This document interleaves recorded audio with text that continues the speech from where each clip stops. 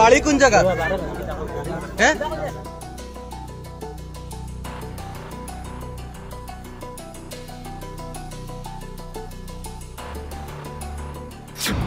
কিমান সুৰক্ষিত ভাৰত বাংলাদেশ সীমান্ত দুই গৰু চুৰে উদঙালে সীমান্তৰ ফপুলা ছবি বিএছএফে কৰিব নোৱাৰা কাম কৰি দেখুৱালে ৰাইজে খেদি খেদি ৰাইজে কৰায়ত্ব কৰিলে দুই বাংলাদেশী চুৰক দীৰ্ঘদিনে পাথাৰকান্দিৰ লক্ষীপুৰত হৈ আহিছে গৰু চুৰ শনিবাৰে নিশা ৰাইজে সন্দেহজনকভাৱে ঘূৰি ফুৰা দেখে তিনিজনকৈ লোকক তাৰ পাছতে ৰাইজে সোধা পোছা কৰোঁতে ওলাল উৰহী গছৰ উৰ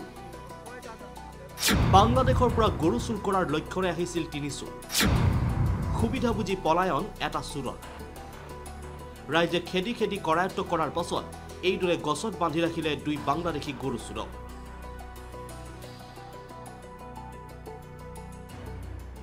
শুনক চুৰৰ মুখেৰে প্ৰকৃত কথা কত টাকা রাজীব আর হাসান আর খে ও হাসান রাজীব ভাই বটইছা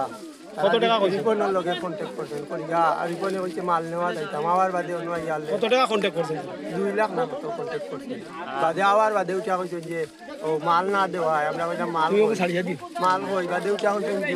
মারো মারে মারা 3 লাখ টাকা আরে মারা লাগে ও মিলি ভাই মারিয়া গেছো হও না জুরে মারিয়া গেছো তুমি দেন আর এই দুই লগে খার বটইয়া রাজীব আছে বটইবা আর রাজীব তারা কুম্বাই দি গেছেন বাগিয়া তারা তো গেছেন কুম্বাই বাগিয়া গেছো অন্য যেন মাইরেছেন তাই ফুবে দি তারা গেছে সারাউনি ভাই বাংলাদেশ না না বাংলাদেশ সারাউনি ভাই সারাউনি ভাই গেছে ফুবে দি গেছে তারা ওটার বড়টা তারা মারতো না তো কোন ফুবে দি ওই ওই তাহিয়া লইবে না